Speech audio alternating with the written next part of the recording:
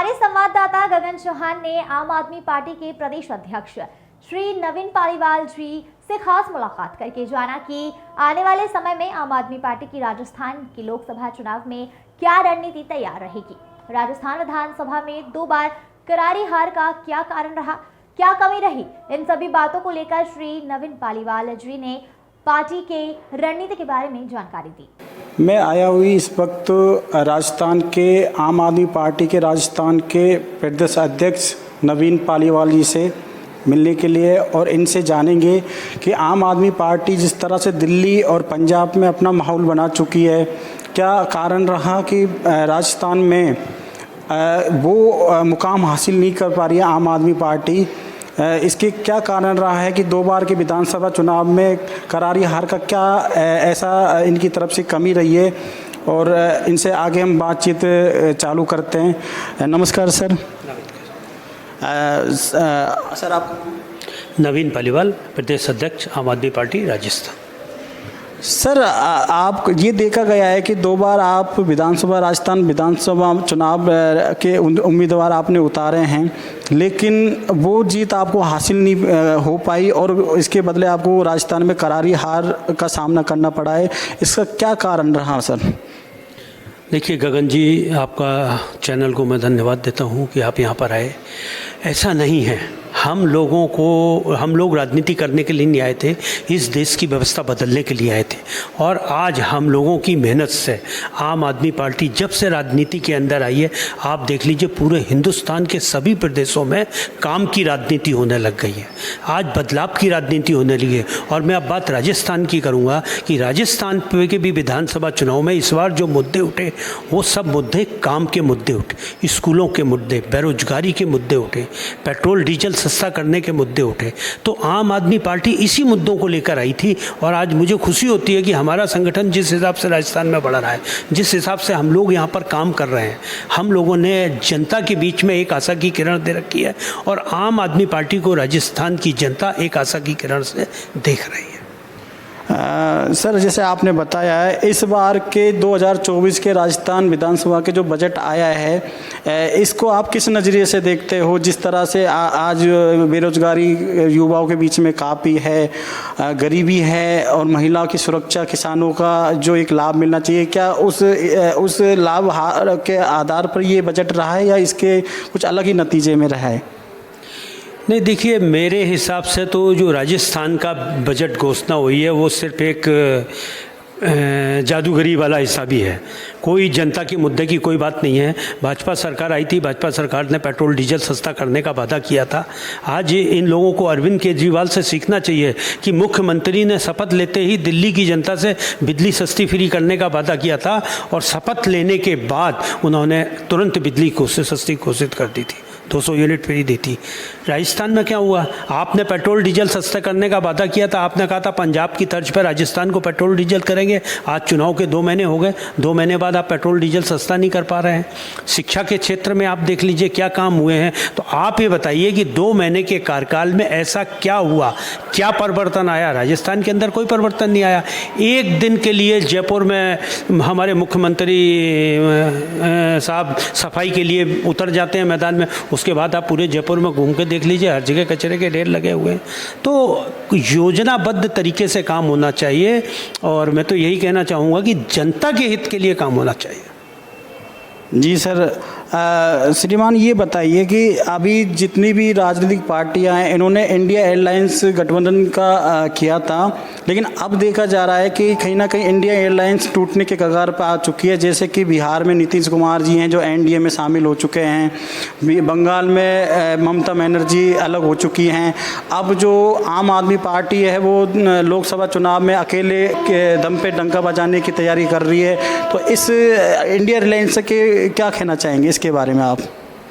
नहीं, देखिए, आम आदमी पार्टी इंडिया अलायंस के तहत ही लोकसभा चुनाव लड़ रही है और इंडिया अलायंस से जो भी फाइनल करेगा उसके हिसाब से ही पार्टी चुनाव लड़ेगी। और रहा गठबंधन का सवाल, तो देश को रोकने के लिए जिस तरह से देश के अंदर आज हमारे मोदी जी तानाशाही नीति कर रहे हैं, आप देखिए किस तरह से ईडी हमारे मुख्यमंत्री राष्ट्रीय संयोजक अरविंद केजरीवाल जी को परेशान कर रही है, किस तरह से इस देश के अंदर संविधान और लोकतंत्र का गला घोंटा जा रहा है। तो उन सब चीज़ों को रोकने के लिए गठबंधन बनाया गया था, इंडिया गठबंधन। और इंडिया गठबंधन जो भी डिसाइड करेगा उसी के मुताबिक पार्टी चुनाव लड़ेगी। सर, ये जैसे कि आपकी दिल्ली में 3 बार आम आदमी पार्टी जीत के आ चुकी है और पंजाब में धमाकेदार जीत हासिल कर चुकी है, तो अब आगे की क्या रणनीति रहेगी, आपको इसके क्या कहेंगे आप इसमें? देखिए, राजस्थान में आम आदमी पार्टी शुरू से प्रयास कर रही है। हम लोगों ने 2013 में लोकसभा चुनाव भी लड़ा और उसके बाद हम लोगों ने 2 बार विधानसभा चुनाव भी लड़ा।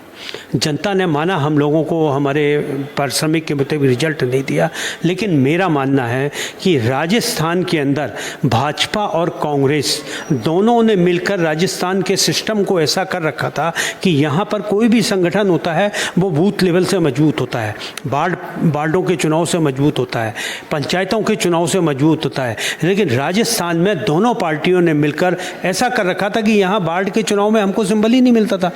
क्यों नहीं मिलता था? हम लोगों ने, जबकि आप देखिए कानून सब जगह एक होने चाहिए। आज हमने उत्तर प्रदेश में वार्ड का चुनाव लड़ा, वहाँ पर हमको सिंबल मिला। मध्य प्रदेश में हमने वार्ड पार्षद का चुनाव लड़ा, वहाँ पर हमको हमारा सिंबल झाड़ू मिला। लेकिन राजस्थान में मैंने खुद स्वयं चुनाव लड़ा। इन दोनों पार्टियों ने मिलकर यहाँ पर कानून ऐसा बना रखा है कि जब तक आपके इतने विधायक नहीं होंगे, जब तक आपके सांसद नहीं होंगे, जब तक आपके पास इतना वोट बैंक नहीं होगा, आपको सिंबल ही नहीं देंगे। तो आज गुजरात की जनता ने आम आदमी पार्टी को मजबूती के साथ जिताकर और इतने लाख वोट देकर राष्ट्रीय पार्टी बना दिया है। और राजस्थान में अब इन भाजपा और कांग्रेस का जो गठजोड़ है वो टूट गया है, क्योंकि अब राजस्थान के जो भी छोटे चुनाव होंगे उसमें आम आदमी पार्टी सिंबल के तहत चुनाव लड़ेगी और हम पूरी मजबूती के साथ छोटे चुनाव लड़ेंगे और राजस्थान में अपने संगठन को और मजबूती देंगे। सर, राजस्थान में ये देखा गया है अभी तक कि जब भी राजस्थान में विधानसभा चुनाव होते हैं तो एक बार कांग्रेस, एक बार भाजपा, तो ये एक सिस्टम जो चला आ रहा है। क्या आम आदमी पार्टी इस आने वाले समय में इस चक्रव्यूह को तोड़ पाएगी? क्या अपनी सरकार राजस्थान विधानसभा में बना पाएगी? देखिए, लोकतंत्र में सत्ता जनता के हाथ में होती है, जनता मालिक होती है, जनता ही वोट देती है। अगर राजस्थान की जनता चाहेगी आम आदमी पार्टी की सरकार बने तो ज़रूर राजस्थान में बनेगी। प्रयास करना हमारा काम है, एक मजबूत विपक्ष की भूमिका निभाना हमारा काम है, जनता के मुद्दों को निभाना हमारा काम है। और मैंने चुनाव से पहले भी पत्रकारों से कहा था कि आम आदमी पार्टी जीते हारे कोई फ़र्क नहीं पड़ता, क्योंकि हम लोग राजनीति करने नहीं आए, राजनीति को बदलने आए। लेकिन जनता ने हमको जो भी रिजल्ट दिया इस विधानसभा में हम उसको स्वीकार करते हैं। लेकिन मेरा वादा था, राजस्थान में आप इस 5 साल में देखेंगे कि आम आदमी पार्टी राजस्थान की एक मजबूत विपक्ष की भूमिका निभाएगी, जनता के मुद्दे को उठाएगी और सरकार को सोने नहीं देगी, जनता के हितों के काम करेगी। इसकी शुरुआत आपको अति शीघ्र देखने को मिल जाएगी। सर, अभी जो देखा जाता है कि अब राजनीति का कुछ अलग ही एक नज़रिया हो गया है, इसे धर्म के आधार पर जोड़ दिया जाता है, हिंदू मुस्लिम। और अभी आपने देखा है कि अयोध्या में रामलला का जो मंदिर बना है उसके आधार पर ज्ञान वाराणसी में ज्ञान व्यापी को लेकर, तो सनातनियों को लेकर, तो ये सिर्फ एक राजनीति को एक धार्मिक स्तर पर जोड़कर और ना इस तरह की बातों को जोड़कर, ना इस पे ये गौर तो किया ही नहीं जाता कि आज के युवा क्या चाह रहे हैं, गरीबी को कैसे हटा जाए, महंगाई को कैसे रोक दिया जाए। इसके बारे में आपकी क्या राय है? देखिए, आम आदमी पार्टी का आप दिल्ली का हम लोग 3 बार चुन के आए हैं और आज दिल्ली के अंदर मुझे आपके माध्यम से बताते हुए खुशी हो रही है कि दिल्ली का बजट सबसे ज़्यादा है शिक्षा का। दिल्ली में जो आप देखिए जो स्तर होता है महंगाई का, सब प्रदेशों की तुलना में सबसे कम है। क्यों है? क्योंकि जो आम इंसान की मूलभूत सुविधाएं होती हैं, सस्ती बिजली, अच्छा पानी, भ्रष्टाचार मुक्त शासन, ये सब दिल्ली में हम लोगों ने जनता को दिया है, जबकि दिल्ली में हमारे पास पूर्ण राज्य नहीं था। सर जैसे मैं आपकी बात काटूंगा सर, सॉरी। जैसे कि आप जो दिल्ली में दे रहे हो, जो मुफ्त शिक्षा दे रहे हो, मुफ्त इलाज दे रहे हो, और भी अन्य को बिजली दे रहे हो, अन्य को पानी दे रहे हो, और भी ऐसी सुविधाएं जो है आप दिल्ली की जनता को दे रहे हो, तो इसके आधार पे सर, और जबकि दिल्ली तो केंद्र है सर, तो ये अदर स्टेटों में क्यों ऐसी आपकी छवि नहीं बन पा रही है, या राजस्थान में या और भी स्टेटों में, सिर्फ 2 स्टेटों में क्यों ऐसा हो रखा है? नहीं, ऐसा नहीं है। आम आदमी पार्टी जहाँ जहाँ मजबूती में लड़ती है बदलाव। आज गुजरात की जनता ने हम लोगों को इतना बहुमत दे के हमारी पार्टी को राष्ट्रीय पार्टी बनाया। पंजाब के अंदर हमारी सरकार बनी और आज हम पंजाब के जनता के हितों के काम कर रहे हैं। अभी 3 दिन पहले, कल की ही बात है, जिन घोषणाओं को हम दिल्ली में लागू नहीं कर पाए, जिनको एलजी वहाँ पर रोक देता था, उन घोषणाओं को हम पंजाब के अंदर पूरी तरह, क्योंकि पंजाब पूर्ण राज्य है, दिल्ली एक केंद्र शासित राज्य था, वहाँ पर हमारी कई सीमाएँ थी, कई कामों को हमको करें। तो अरविंद जी ने अभी जो कल परसों ही भगवंत मान जी ने राशन की योजना चालू करी है, आप ये देखिए। आज हम लोगों ने शिक्षा के क्षेत्र में काम किया, मुफ्त शिक्षा दी। आज राजस्थान में गहलोत साहब ने भी सरकारी स्कूल बनाए, शिक्षा के क्षेत्र में काम होने लग गया। अस्पतालों में अरविंद जी ने मुफ्त इलाज दिया, मुफ्त दवाई, 1 करोड़ रुपए तक का भी ऑपरेशन मुफ्त हो रहा है वहाँ पर, हर तरह का इलाज मुफ्त कर दिया। आज हर प्रदेश की सरकारें उस काम को कर रही हैं।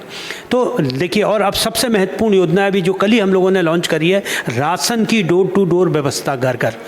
आज दिल्ली में हमको उस व्यवस्था को नहीं करने दिया, लेकिन हमने पंजाब में करके दिखाया है, और आप आगे आने वाले में फंसेंगे, हर प्रदेश को भी राशन घर घर पहुंचाना पड़ेगा। इसके 2 फायदे हैं, एक तो काला बाजारी रुकेगी, जनता को अच्छा राशन मिलेगा, और सबसे बड़ी बात है, जनता को राशन पहुंचाने के लिए लाखों लोगों को रोजगार मिलेगा, क्योंकि इस देश में बेरोजगारी सबसे बड़ी समस्या है।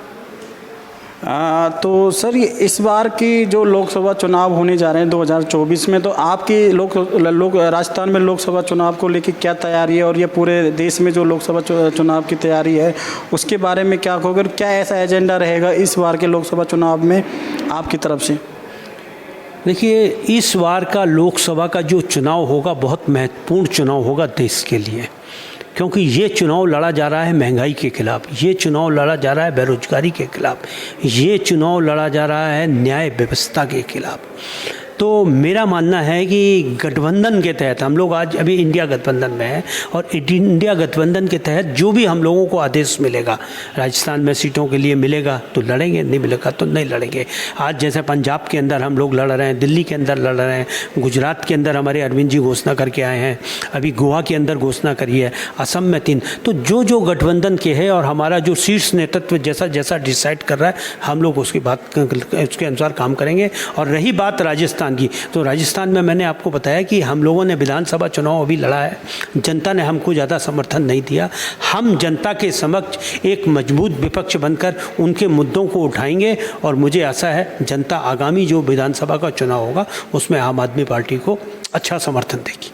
सर ये जैसे कि अब जो लोकसभा चुनाव आ रहे हैं और राजस्थान में लोकसभा की सीटें जो हैं वो 25 हैं, तो क्या इस बार आम आदमी पार्टी पूरी 25 सीटों पे ही अपने उम्मीदवार उतारेगी, या इसका कोई गठबंधन तहत इसका निर्णय लेगी?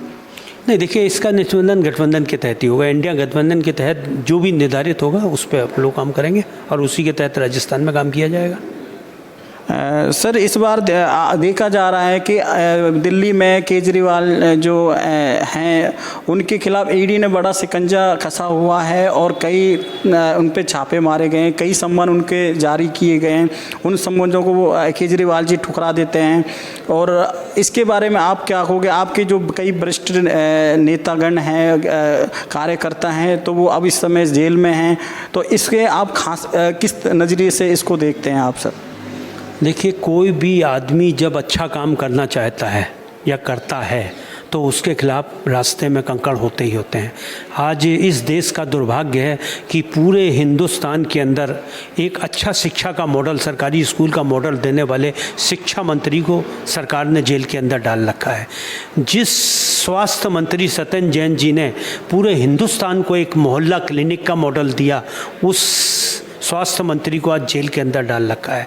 जिस संजय सिंह जी जो एक क्रांतिकारी साथी थे, जिन्होंने राज्यसभा के अंदर एक मजबूत जनता की आवाज़ उठाई, जिन्होंने अभी आपने जो मणिपुर में मजबूत जनता की आवाज़ उठाई, जिन्होंने अभी आपने जो मणिपुर में केस हुआ था महिलाओं के, वो आवाज़ उठाई, उस आदमी को आज जेल के अंदर डाल दिया गया है। तो ये तो एक होता है, स्वाभाविक प्रक्रिया है, इसमें कोई दिक्कत नहीं है, क्योंकि कोई भी आवाज़ उठती है तो लोग बाग उसको दाबने की कोशिश करते हैं।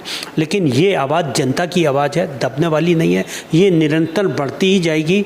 और मैं तो खुद भोगी हूँ। मैंने कोटा के अंदर आप देखिए, जिस समय हमारी लाल बत्ती का विरोध किया था, है ना, सब हमने कई बार ज्ञापन दिया, लोग बाग अपनी लाल बत्ती हटाते ही नहीं थे, जबकि पंजाब के अंदर और दिल्ली के अंदर लाल बत्ती हटा दी गई थी। तो हमने भी लाल बत्ती का विरोध किया था, महापौर की लाल बत्ती चौराहे पर तोड़ी थी, और मैं भी 12 दिन जेल काट के आया, क्योंकि विरोध लाल बत्ती का किया था, केस हमारे ऊपर महिला छेड़छाड़ का लगाया गया। तो ये चीज़ें होती हैं। और सबसे बड़ी बात है, हमारे किसी भी जो भी साथी हमारे जेल के अंदर गए, उनके ऊपर अभी किसी भी तरह के कोई आरोप सिद्ध नहीं हुए। ये तो ईडी और सीबीआई की तानाशाही नीति चल रही है कि उनको जेल के अंदर डाल दो और उनको लंबे समय तक। आप देखिए, मनीष जी की सुनवाई के समय में सुप्रीम कोर्ट ने खुद कहा था कि ये केस किसी भी कंडीशन में चलने लायक नहीं है, आप सबूत पेश, लेकिन ईडी आज तक सबूत पेश नहीं कर रही है। तो ईडी और सीबीआई की जो तानाशाही और हमारी जो मोदी सरकार बैठी है, उनकी जो तानाशाही चल रही है, वो किसी तरह से अपने विपक्ष को खड़ा ही नहीं होने दे रहे हैं। आप ये बताइए, मध्य प्रदेश की स्थिति देख लीजिए, पहले सरकार कांग्रेस की बनी थी, बीजेपी की आ गई। महाराष्ट्र की स्थिति देख लीजिए, केरल की स्थिति देख लीजिए, ममता बनर्जी को देख लीजिए, और देख लीजिए किस तरह से अभी जंतर मंतर के अंदर सारे मुख्यमंत्रियों ने आके अनशन कर रहे हैं, अपना पैसा मांग रहे हैं मोदी सरकार। तो दमनकारी नीति के खिलाफ जो आदमी आवाज़ उठाएगा, उसको कष्ट तो झेलने ही पड़ेंगे। सर बहुत बहुत धन्यवाद। जैसा कि आपने देखा, अभी नवीन पालीवाल जो राजस्थान के प्रदेश अध्यक्ष हैं, उन्होंने आम आदमी पार्टी के जो भी मुद्दे रहे हैं उनके बारे में अपनी राय बताई है, और आने वाले समय में ये किस तरह से चुनावों की रणनीति तैयार करेंगे, ये भी इन्होंने अभी बताया है। दिल्ली और पंजाब में तो इनकी सरकार है ही है, अदर जो स्टेट होंगे वो अब ये आगे की क्या रणनीति रखते हैं वो भी इन्होंने बताई है, और लोकसभा चुनाव आने वाले समय के उसके बारे में बताया है। मेरे साथ हैं कैमरामैन रवि सैनी, गगन चौहान, भारत न्यूज़। धन्यवाद।